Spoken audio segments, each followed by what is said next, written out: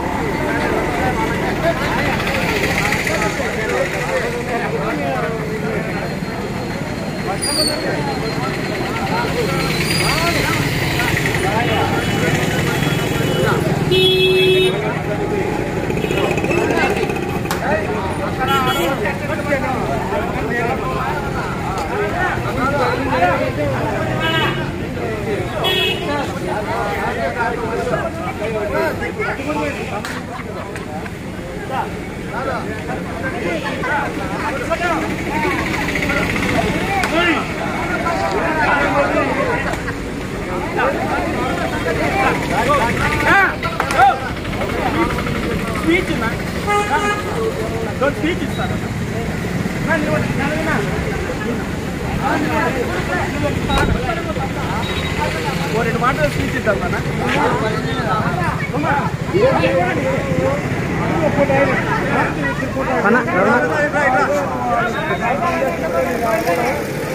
Sir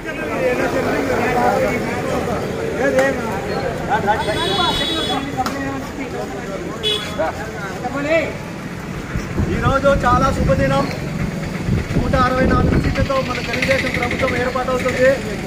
కూటమి 3 పార్టీలు కలిసి కూటమిగా ఏర్పడి భారతదేశ చరిత్రలో ఎన్నడూ లేని విధంగా 175 గాను 164 సీట్లు సాధించాము.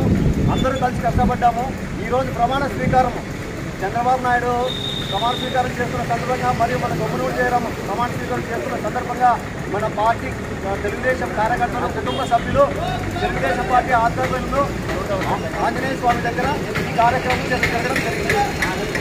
జై తెలుగుదేశం, జై తెలుగుదేశం, గొప్పనూరు జయరాం నాయకత్వం, గొప్పనూరు జయరాం నాయకత్వం, నారా చంద్రబాబు నాయకత్వం, నారా చంద్రబాబు నాయకత్వం, పవన్ కళ్యాణ్ నాయకత్వం, పవన్ కళ్యాణ్ నాయకత్వం, మోడీ గారి నాయకత్వం, మోడీ గారి నాయకత్వం, గొప్పనూరు జయరాం నాయకత్వం, గొప్పనూరు జయరాం నాయకత్వం, జై తెలుగుదేశం.